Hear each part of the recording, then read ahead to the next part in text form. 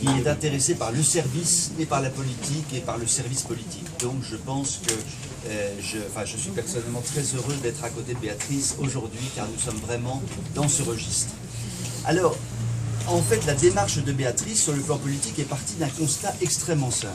C'est que depuis des mois, nous entendons on ne peut rien faire jusqu'en 2017 puisque les élections présidentielles ont lieu en 2017.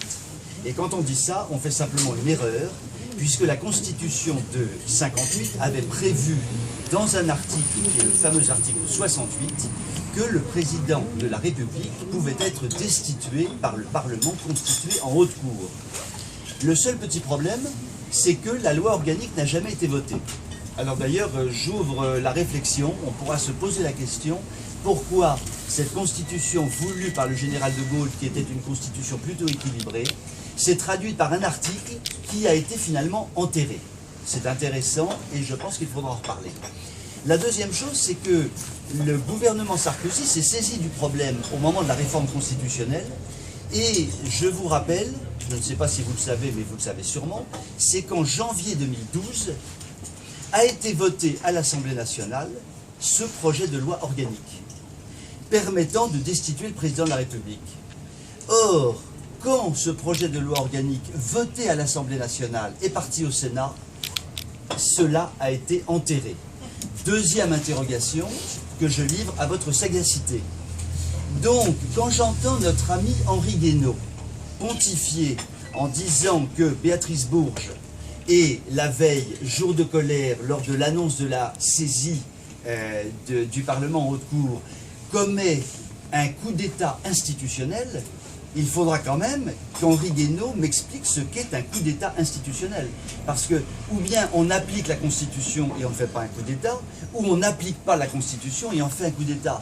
Mais appliquer la Constitution en faisant un coup d'État, en fait, dans l'histoire, et je me pique de connaître un peu l'histoire, j'avais jamais vu ça. Bon, je ferme la parenthèse, mais je cite cet exemple parce que quand Béatrice parle du courage des députés de l'opposition, nous attendons aujourd'hui les députés de l'opposition sur cet article 68. Je voudrais simplement conclure par 2 points. Il a été dit tout au long de la semaine que Béatrice Bourges voulait la destitution de François Hollande. Il est évident que lorsqu'on lance un combat politique, on souhaite que le chef de l'État, surtout s'il s'avère incapable, or aujourd'hui nous pensons à 85% des Français qu'il est incapable, mérite probablement qu'on se penche sur son cas. Et c'est pour ça que l'article 68 a une véritable légitimité. La deuxième chose, et elle me semble importante, c'est que, et vous pourrez lire cela sur les sites officiels du gouvernement et sur les sites officiels de l'Assemblée nationale et du Sénat, la procédure de destitution peut être engagée pour une incapacité politique qui peut être liée à la vie privée. Alors, je ne veux absolument pas rouvrir le dossier de l'arrêt du cirque, mais il pose des problèmes, ce dossier. Et un président de la République qui mène sa vie privée de cette façon-là, est-il véritablement légitime? Et la troisième chose, et je conclurai par ce point-là, eh bien, je constate qu'un député, à ce jour, un député a bien voulu se saisir de ce projet de loi organique. Et à titre personnel, je suis extrêmement heureux qu'il y ait de temps en temps des hommes courageux qui sont souvent tout seuls d'ailleurs. Je rappelle qu'en 1940, lorsque De Gaulle est parti à Londres, il était véritablement tout seul.